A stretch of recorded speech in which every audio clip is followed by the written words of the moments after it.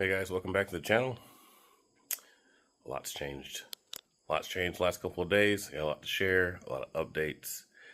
Won't be doing too much work in this particular video because I have a whole lot of new things to share with you. And one of them is just over there.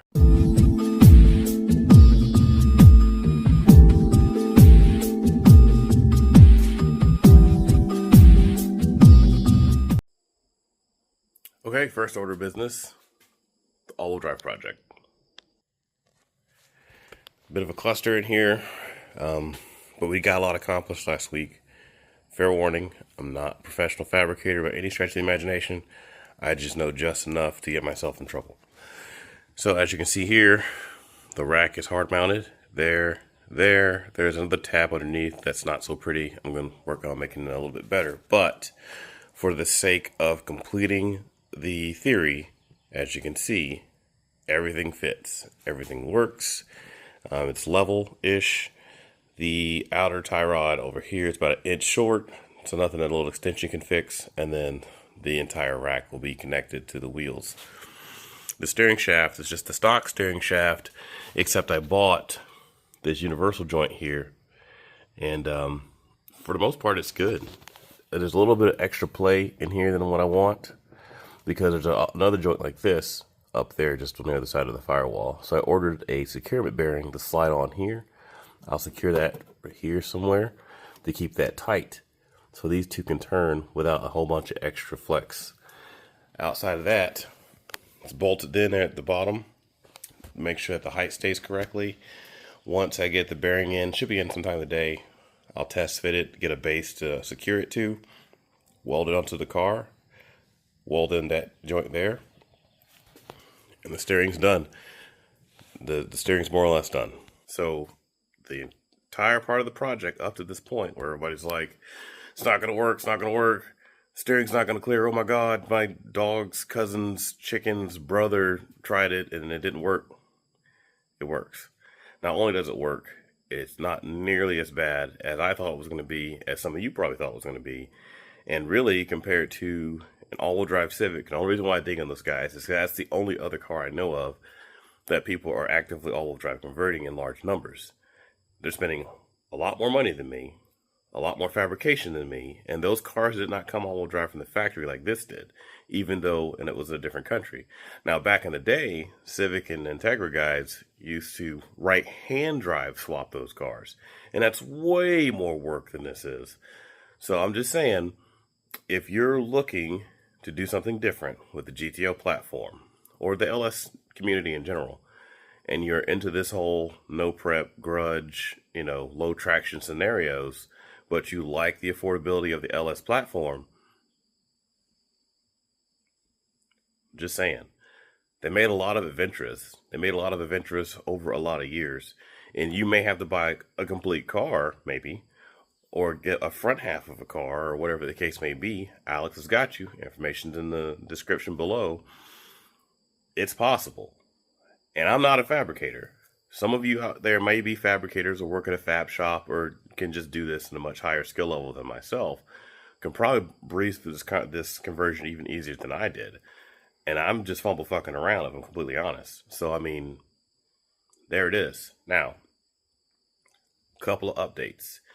I did finally sell the sequential shifter I bought for the original T56 I was going to put in this car. That went bye-bye. That sold on Friday on eBay.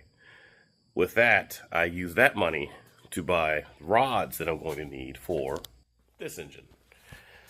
So they're a set of K1 rods. They're NOS or new out of stock rods, or whatever, for a 4.8. But I have a 4.8 right here. So I'm going to take the crank out of here with the rods that I ordered to go in here that are for 4.8, so the stroke will be right. And instead of 5.3 pistons, all the height and everything should be the same. And there we go. The rods are $380. I found a set of pistons for like 450 bucks. That's less than $900 in a rotating assembly using a factory crank, which was free. Rotating assembly for less than $1,000. I'll probably have another $200-300 bucks in bearings, and that's it. That's the rotating assembly. $1,200-1,300 bucks. This is why the LS platform is so popular, because if you play your cards right, do a little bit of math, you'll be set. And so this rotating assembly should be good for about 1,300 horsepower altogether. We're not worried about making that right now. I just wanted an affordable short block solution, since I can't use the iron block on this car due to the placement of the engine bracket, which is fine. I at least wanted to solve my problem with as little money as possible, and quality stuff. K1 is good stuff. And then I found a set of icon pistons to go in it, just 30 over bore, just to make sure we got a true bore, because this block supposedly need to be bore 30 over anyway. So we're just going to send it 30 over bore with the rods I found, have the crank turned, which Stanley can handle that for no problem. We'll get a custom spec crank. We'll probably spend a little bit of money on the valve train, as in just, really quality springs, push rods, rockers, etc., because that's where most people have failures, as needle bearings come apart. But other than that, 317 heads, quality springs and rockers and push rods, custom spec cam. We'll probably spend a little money on the cam, just to make sure we get something that's going to make power when we need it to for an all-wheel drive system. We can't just put some run-of-the-mill, donkey dick cam in here and expect it to perform, because it's just not going to, especially with all the things we got to take into consideration. Also, I'm going to run the ECU I have in here for as long as I can before I have to do a conversion using the Haltech system. The Haltech stuff is going to work, head and shoulders above the stock ECU, but for the sake of finishing the project, I have a 4x4 Suburban ECU in here. Still says 4x4 Suburban on it, and a 5.3 at that. That should communicate with the transmission, the engine, once I, wire the transmission side in, and the transfer case to some degree. It should pick up on the speed sensor on the transfer case just fine, because all that should be the same across the GM lineup. And let her eat. I may not have ABS, because that ABS module is completely different than what was running the GTO, but for the sake of running the car and getting everything functional, we'll make it work for the time being. Now, when we go to evolve the car, is when I'll worry about using the Haltech system and, all that racy stuff. But for the sake of getting a car running and driving, that's where we're at. Now, I'm trying to think. Yeah, anyway, onward to the other stuff. I did a thing. I didn't buy it, necessarily. This is my new to me 1997 LT1 Pontiac Z20, or Pontiac Camaro Z28. I'm thinking of the GTO. I'll get to it in a second. Anyways, so this car was a bit of a deal, trade-off, if you will. So my buddy James has had this car for quite a while. It was his dad's car, who passed, and didn't really have a need for it. What he does have a need for is this. And if you notice, this is quite literally a twin of the car that's inside. Exact same car. Same interior. IBM blue on IBM blue. The door's locked, otherwise I'd open it. 6-speed LS2 2005. Now, I don't know about you, that's pretty eerie, creepy even, for me, to just randomly run into somebody who has the exact same car as you. The thing with this car, though, is that it has an electrical issue that he hasn't been able to solve, and he's had this car for 2 years. He bought it out of Texas. It ran for the week that he was planning to go down and get it, and then it wouldn't start when he got there. And so it's got a really weird quirk in the dash. I'm going to start with the ignition switch to make sure the power comes on and off, because it has a thing where you turn it off and then the dash lights itself back up. So we're gonna rule that out by switching the ignition switch out first, and then just kind of work our way down the list. We got an intermittent fuel pump actuation, intermittent lock. It's the whole nine. And yes, I did start with the BCM. That wiring harness is not only not touching anything, it's just kind of hanging there. So they had a new ECU flash by the dealer. The stock BCM's in there. Everything should be jiving. Tried to do the security relearn with the key yesterday. Nothing. So more to come on this car later. I'm going to mess with it a little bit today, and I'll try to shoot some video of that as I can. But the big issue is just kind of getting this car together so I can get it back to him so we could solidify the deal on this one. Now, that one was simple. It's a 97 model. It didn't start. He said he changed the OptiSpark on it, and it wouldn't start. Well, the first thing I noticed when I got it home, because I had to tow it, as well as that one, was the fuel pump didn't come on. No big deal. Got some ether, verified the Opti was at TDC, fired right up, literally. Rawr, and whatever. So this car is done. Ordered a fuel pump. It'll be here sometime this week. Once it gets here, I'll swap the fuel pump out to verify that in case was the deal, even though it tested bad. You know how it is. Make sure it's just the fuel pump, not something else. And once we get that done, I'll order a radiator, put it back together, service the AC system, and have a little 90s cruiser. Later down the line, we might look into a cam and this and that, but I don't know what's right or wrong with it currently, and I don't know what the car already has done to it. He thinks it may already be cammed. It has the red LT4 intake on it, and if you know anything about LT1 cars, the LT4 intake came off of the Corvette, and you can't just bolt that onto the LT1 necessarily because of the port lineup or something. So there's a good chance this has, at the very least, a top end package already on it. And if that's the case, hey, cool. We'll tune it and keep it moving. Now, as far as tuning is concerned, the OBD2 doesn't power up at the plug. And there's nothing there. The scan tool doesn't recognize it, nothing. So that's another little issue we got to dig into. But overall, it's cool.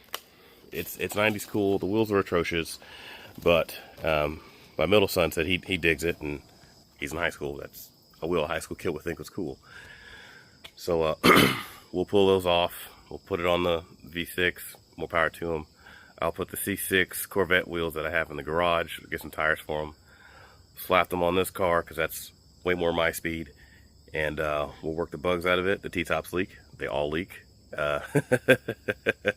So we're going to spend the next couple of days trying to dry this thing out because we've had ridiculous weather in Oklahoma, over 100 degrees. Opening up the car and letting the sun just kind of bake in there since once the T-tops are out of the way. Get the carpet dried up, order a seal, and they're probably expensive. Last I checked, they're very expensive. Treat the carpet, change the carpet out because there's plenty of parts cars to grab a carpet out of. And some TLC, keep it moving. The car's complete. There's no major dents or dings in it. Everything's there. The interior is a little trash because, I mean, it's been sitting for God knows how long. The engine bay's in a billion pieces. So I got to put all that back together. There's a little bit of rodent damage on the plug wires. The plug wires are nice quality wires, but something's been chewing at them. So little stuff like that. For something that's this old and have issues relatively that minor, and for it to start up with literally just a shot of ether and timing verification, I'll take it. It even has a radio in it, so I'll take it. It's definitely going to need some seats. The rear seats are okay, just need to be cleaned up a little bit. There's no tint in the windows either, which is rare, for something this old to not be tinted out. The windows are, in good shape.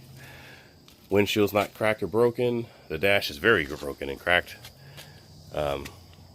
That's pretty much it, man. I mean, got to fix that.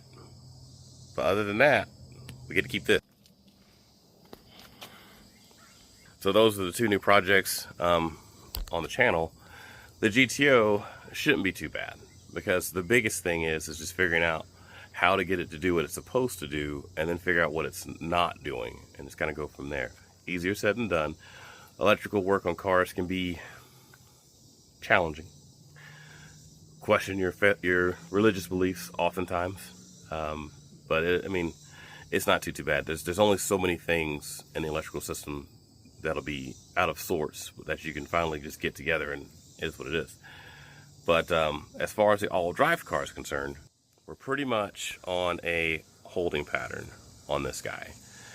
The tail housing that Tony sent is somewhere between Australia and here, and it flight departed last week. I've gotten no updates on the part since. So, button. So until then, I'm just kind of on a holding, waiting around and trying to see what's what with it. And that's pretty much it. I mean, once the tail housing gets here, I should have the steering system pretty much permanent, because like I said, the support bearing will be here today for the steering shaft. Then I'll have to make a base for it to put it into the car, weld everything into place, and we have a steering system. That's the big hang up that these cars had as far as all-wheel drive, converting the left-hand drive cars. And then get my buddy's, you know, twin sorted, and it's funny because those wheels are pretty much this very similar to the ones I had on the car as well. Get the blue car, the other blue car, sorted out here in the next couple of days, waiting on parts for this car. We'll tinker with this car off and on and just kind of see where we're at. So that overheated yesterday randomly for no real reason. Started it after it cooled off and it was fine. I think the fan is acting weird or failing or whatever. It's on the warranty, so whatever. Maybe it's mad because it came home and there's different cars here. That's a thing. Anybody who's been wrenching on cars long enough will tell you cars have personalities, and some cars have shittier personalities than others, depending on what kind of bullshit it's on. And that just randomly overheated leaving the store. So I have to dig into that if it does it again and just kind of go from there. But it was super weird. And I haven't had any issues with it in months, and it just randomly pegged out. But didn't pop any head gaskets. It started just fine once it cooled off. So I don't know. I got nothing. Maybe something got clogged or air pocket. Who knows? Whatever. So, but yeah, super short video. I just want to let you guys know a little bit of what's going on right now, because it's a lot of moving parts. We'll get the tail housing in. We'll put that transmission and transfer case together, make that permanent, put that in the car, complete the rest of the drive line as far as shafts and things are concerned, measure out the drive shaft, get it cut down and modified to fit. And that's pretty much it, man. I gotta get an adapter, because the rear of the transfer case is the same as the front of the differential with that goofy little triangle adaptation deal. So I'll have to buy another adapter to use the regular 4-point mounting system that the aluminum one-piece drive shafts use in the rear, and just put the same piece front and rear on that. It's the simplest way I can think of solving that issue. And then we're just waiting on building an engine and technically a transmission.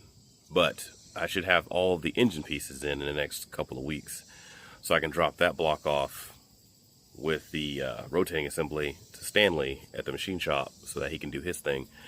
And then we'll find somebody, probably Cecil at Triple H, to rebuild the trans to whatever significant degree for the 460s and have a running car. So engine won't be too bad. That's pretty straightforward. Transmission will be very bad, because those aren't cheap to rebuild by any stretch of the imagination. So here we are. So anyways, I'm gonna get back to it. I'm gonna pack some stuff. I gotta ship that shifter out and tinker with a couple of things, and I'll see you guys next episode.